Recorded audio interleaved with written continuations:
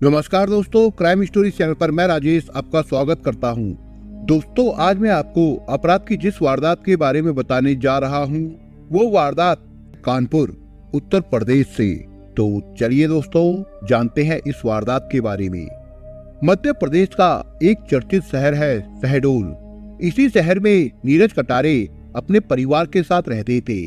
उनके परिवार में पत्नी अर्चना के अलावा 2 बेटे अमन, अनंत तथा एक बेटी आरजू थी। नीरज कटारे ईंट कारोबारी थे। शहर में उनका आलीशान मकान था और उनकी आर्थिक स्थिति मजबूत थी। शहर के व्यापारियों में उनकी अच्छी प्रतिष्ठा थी। वो गहोई समाज से ताल्लुक रखते थे। नीरज की बेटी आरजू 2 भाइयों के बीच इकलौती बहन थी, सो घर परिवार सभी की दुलारी थी। अर्चना व नीरज आरजू को बेहद प्यार करते थे और उसकी हर ख्वाहिश पूरी करते थे। आरजू बचपन से ही खूबसूरत थी। जब उसने युवा अवस्था में कदम रखा तो उसकी सुंदरता में और भी निखार आ गया। वो जितनी खूबसूरत थी उतनी ही पढ़ने लिखने में भी तेज थी। उसने अपनी मेहनत और लगन से इंजीनियरिंग की डिग्री हासिल कर ली थी और सॉफ्टवेयर इंजीनियर के तौर पर बेंगलुरु की एक निजी कंपनी में जॉब करने लगी थी। हालांकि नीरज कटारे धनवान व्यापारी थे। आरजू को नौकरी करने की आवश्यकता नहीं थी। वो उसे अपने से भी दूर नहीं भेजना चाहते थे, लेकिन बेटी की इच्छा का सम्मान करते हुए उन्होंने आरजू को बेंगलुरु में जॉब करने की इजाजत दे दी थी। आरजू जब जॉब करने लगी तब नीरज कटारे को उसकी शादी की चिंता सताने लगी। वो अपनी लाडली बेटी की शादी ऐसे घर में करना चाहते थे जो संपन्न हो, घर में किसी चीज का अभाव ना हो तथा लड़का भी आरजू के योग्य हो। उन्होंने आरजू के लिए योग्य लड़की की तलाश शुरू की तो उन्हें अमनदीप पसंद आ गया। अमनदीप के पिता आरसी गुप्ता कानपुर शहर के नौबस्ता थाना अंतर्गत केशव नगर में माही वाटिका अपार्टमेंट में रहते थे। परिवार में पत्नी पिंकी गुप्ता के अलावा बेटा अमनदीप तथा बेटी आरजू थी। अमनदीप सॉफ्टवेयर इंजीनियर था। बेंगलुरु स्थित जिस कंपनी में आरजू इंजीनियर थी, उसी कंपनी में अमनदीप भी काम करता था। आरसी गुप्ता रेलवे में लोको पायलट थे। बेटा अमनदीप भी अच्छा कमाता था, इसलिए उनकी आर्थिक स्थिति मजबूत थी। परिवार भी छोटा था और वो गहोई समाज से भी जुड़े थे, इसलिए आरसी गुप्ता का बेटा अमनदीप उन्हें पसंद आ गया। अमन की पसंद का एक कारण और भी था, वो ये कि नीरज कटारे के परिवार की एक बेटी कानपुर में आरसी गुप्ता के परिवार में ब्याही गई थी। वो सुखी व संपन्न थी, इसलिए उन्होंने भी अमनदीप को पसंद कर लिया था। रिश्ते की बात के समय दोनों पक्षों में तय हुआ कि रिश्ता फाइनल तभी माना जाएगा जब लड़का लड़की एक दूसरे को पसंद कर लेंगे। इसके लिए निश्चित दिन अमनदीप अपने परिवार के साथ शहडोल गया और आरजू तथा उसके घर वालों से मुलाकात की। आरजू व अमनदीप ने एक दूसरे को देखा और आपस में बातचीत की। दोनों शादी को राजी हो गए। नीरज कटारे आरजू की शादी जल्द कराना चाहते थे, लेकिन मार्च 2020 में कोरोना महामारी की वजह से देश में तालाबंदी हो गई, जिससे सारी गतिविधियां ठप हो गई थी। तालाबंदी के बाद अमनदीप बेंगलुरु से कानपुर आ गया और घर से ही कंपनी का काम करने लगा था। लेकिन आरजू ने शादी तय होने के बाद नौकरी छोड़ दी और शहडोल आ गई। वो परिवार के साथ हंसी खुशी से रहने लगी थी। 5 महीने बाद जब लॉकडाउन में ढील मिली और शादी तथा अन्य समारोहों में छूट मिली, तब नीरज कटारे ने आरजू की शादी की तारीख तय की और शादी की तैयारी में जुट गए। 8 दिसंबर 2020 को उन्होंने अपनी लाडली बेटी का ब्याह अमनदीप के साथ धूमधाम से कर दिया। शादी में उन्होंने लगभग 28 लाख रुपए खर्च किए और हर वो सामान दहेज में दिया था जिसकी इच्छा लड़के व उसके घर वालों ने जताई थी। 10 दिसंबर 2020 को आरजू अमनदीप गुप्ता की दुल्हन बनकर ससुराल कानपुर आ गई। ससुराल में उसे जिसने भी देखा उसी ने उसके रूप सौंदर्य की सराहना की। सुंदर व गुणवान पत्नी पाकर अमनदीप जहाँ खुश था, वही अच्छा घरवर पाकर आरजू भी खुश थी। सुंदर व सुशील बहू मिलने से सास पिंकी व ससुर आरसी गुप्ता भी फूले नहीं समा रहे थे। वो आरजू को बेटी की तरह स्नेह करते थे। आरसी गुप्ता की बेटी का नाम भी आरजू था और बहू का भी। अब घर में 2 आरजू थी, इसलिए उन्होंने दोनों को नंबर अलॉट कर दिए थे। बहू को वो आरजू फर्स्ट कहकर बुलाते थे और बेटी को आरजू सेकंड। आरसी गुप्ता के घर किसी चीज की कोई कमी नहीं थी, सो आरजू हर तरह से खुश थी।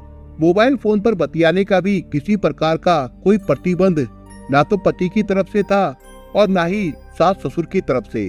इसलिए आरजू दिन में कई बार अपनी माँ अर्चना से मोबाइल फोन पर बातें करती थी और उन्हें बताती थी कि वो ससुराल में हर तरह से खुश है। आरजू ने अपने परिवार का एक व्हाट्सएप ग्रुप बनाया था जिसमें वो अक्सर फोटो शेयर करती रहती थी। आरजू की अपनी ननद आरजू गुप्ता से भी खूब पढ़ती थी। ननद भौजाई सहेली जैसी थी, खूब हंसती बोलती थी। आरजू के सरल स्वभाव तथा मृदुल व्यवहार से पड़ोसी भी प्रभावित थे। वो अक्सर पिंकी से उसकी बहू की तारीफ करते थे। पिंकी बहू की तारीफ सुनकर गदगद हो उठती थी, लेकिन वो खुशी शायद प्रकृति को मंजूर नहीं थी। फिर तो जो हुआ शायद उसकी उम्मीद किसी को नहीं थी। 25 दिसंबर 2020 की सुबह 9 बजे आरजू नींद से जागी। उसके बाद उसने मोबाइल पर अपनी माँ अर्चना से बात की और बताया कि वो फ्रेश होने बाथरूम जा रही है। अमनदीप उस समय कमरे में ही था। उसके बाद क्या कुछ हुआ किसी को पता नहीं। पिंकी और उसकी बेटी रसोई घर में थी और आरसी गुप्ता ड्यूटी पर जा चुके थे। कुछ देर बाद नौकरानी रज्जो साफ सफाई के लिए कमरे में आई।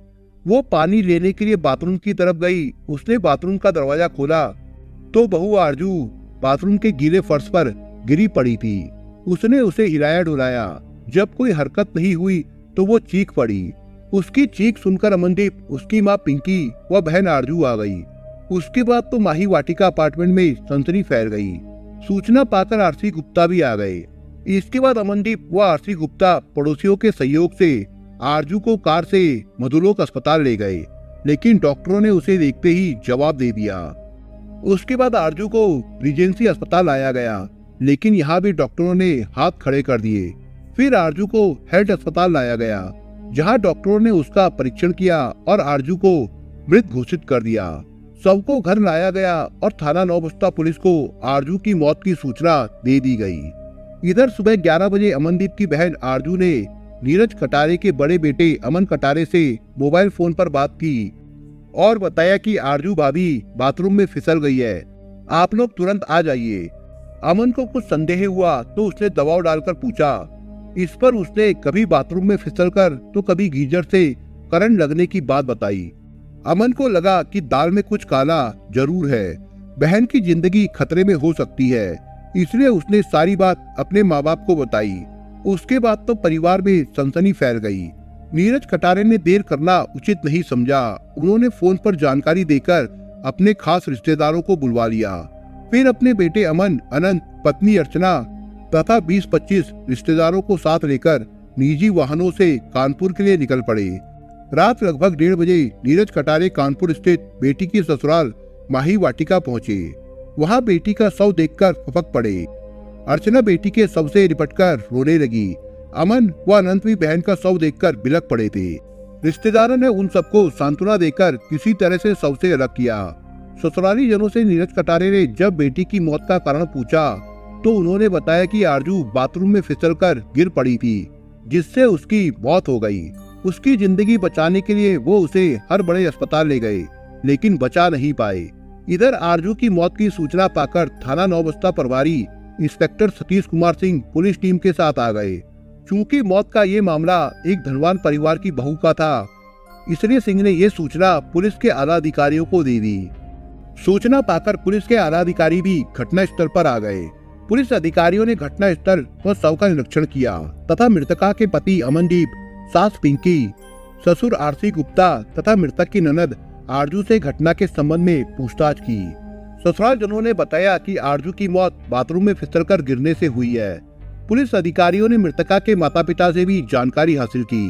चूंकि मायके वालों ने अभी तक ससुराल जनों पर कोई सीधा आरोप नहीं लगाया था, इसलिए उन्होंने शव पोस्टमार्टम के लिए भेजने का आदेश दिया।